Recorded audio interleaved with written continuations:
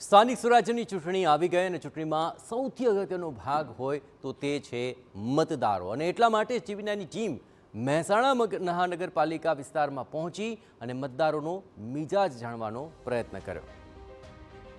સ્થાનિકોના જણાવ્યા અનુસાર અહીં અનેક સમસ્યાઓ છે। મુખ્ય સમસ્યા પીવા માટે નર્મદાના પાણીની માંગ છે।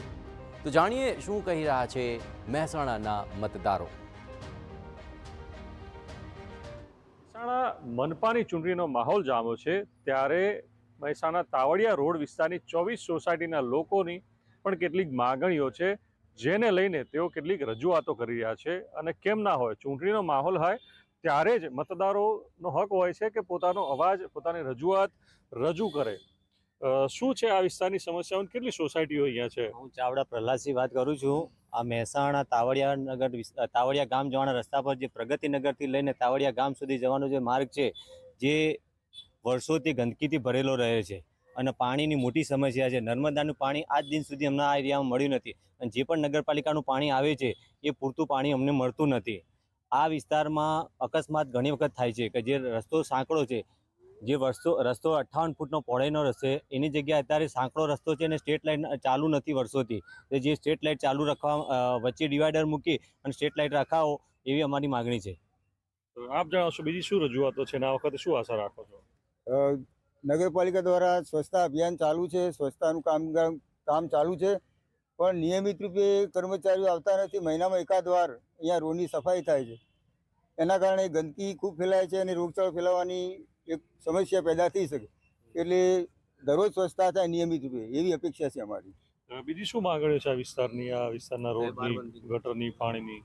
હાજી, અહીંયા મેં કહ્યું એમ કે વિસનગર લિંક રોડ તાવડિયા કરો ને ત્યાં સ્પીડ બ્રેકરની જરૂર છે, કારણ કે એક રોડ ક્રોસ કરતો વિદ્યાર્થીઓને બધાને તકલીફો પડે છે અને અકસ્માતનો ભય રહે છે। બીજું કે તાવડિયા વિસનગર લિંક રોડથી તાવડિયા ગામ તરફનો જે રસ્તો ખરો એ સોકડો છે, એનો દબાણો દૂર કરી વચ્ચે ડિવાઈડર સ્ટ્રીટ લાઇટ આવે એ રીતનો આવન જાવનનો મોટો રસ્તો થાય એવી આ વિસ્તારના લોકોની ખાસ માગણી છે। અને પીવાનું પાણી નર્મદાનું મળે તો આ લોકોનો બહુ આનંદ થશે, બધા સુખી થશે। અને વિદ્યાર્થીઓ માટે બાલ મંદિર અને પ્રાથમિક શાળાની પણ અહીંયા જરૂરિયાત છે।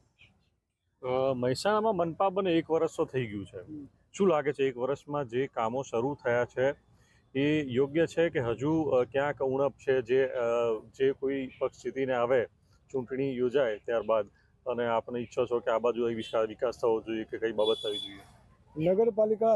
મહાનગરપાલિકા અસ્તિત્વ 1 વર્ષ થયું છે, કામો તો સારા થયા છે, કામો પ્રગતિ પણ દેખાય છે, પણ આ એરિયામાં જે કામો જવા તો એ મંદગતિએ થઈ રહ્યા છે। આ જે તળાવનું કામકાજ છે, અમારે જે વરસાદી પાણીની ગટર લાઇન છે એ અમે મહાનગરપાલિકામાં એ પણ રજૂઆત કરી છે કે આ વરસાદી પાણીની ગટર લાઇન એને બંધ કરી સમતળ કરવામાં આવે અને રોડ પહોળો કરવામાં આવે, એ અમે પણ મહાનગરપાલિકામાં માગણી કરેલ છે।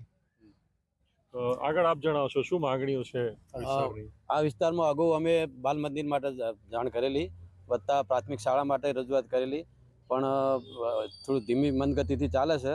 જો બાલ મંદિર થાય તો અહીંથી નાના ભૂલકાને અમારે રોડ ક્રોસ કરી અને છેક માનવરમ ચોકડી સુધી મૂકવા જવું પડે છે, એટલે એક્સિડન્ટનો ભય રહે અને નાના છોકરાને તકલીફ થાય જવા આવવામાં। એટલે બાલ મંદિર અહીંયા જ થાય તો પ્રાથમિક સુવિધા મળી જાય, વત્તા પ્રાથમિક શાળા અહીંયા છે નહીં, એટલે પ્રાથમિક શાળા પણ જો થાય તો 1 થી 8 ધોરણ સુધીના બાળકોને બહાર જવું ના પડે અને ખોટા ખર્ચા બચી જાય, એક્સિડન્ટના ભય ના થાય અને લોકોને સુખાકારી રહે। કે આ જે એરિયા છે એના તળાવના ડેવલપ માટે 7 કરોડ રૂપિયા ફાળવ્યા છે, અહીં 4 કરોડ જેવા વપરાણા છે, હજુ 3 કરોડ રૂપિયા આપણે બચ્યા છે।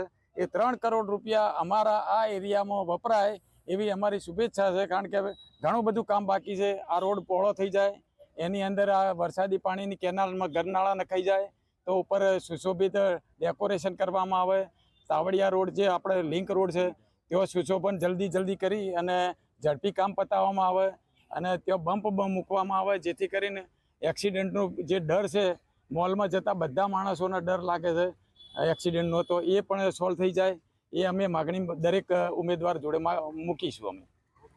તો આ છે મહેસાણા શહેરથી તાવડિયા રોડ પર જતા 24 જેટલી સોસાયટીના રહીશો, તેઓ પોતાની રજૂઆતો કરી રહ્યા છે, પોતાની માંગણી કરી રહ્યા છે કે જો આવનાર આ જે ચૂંટણીમાં જે કોઈ ઉમેદવારો મત માંગવા આવશે તેમની સમક્ષ પોતાની સમસ્યાઓ રજૂ કરશે, કારણ કે છેલ્લા 1 વર્ષમાં મનપા બન્યા બાદ કેટલાક કામો તો થઈ રહ્યા છે, પરંતુ શહેરમાં જેટલા ઝડપી થાય છે તેટલા આ વિસ્તારમાં મંદ ગતિથી થાય છે.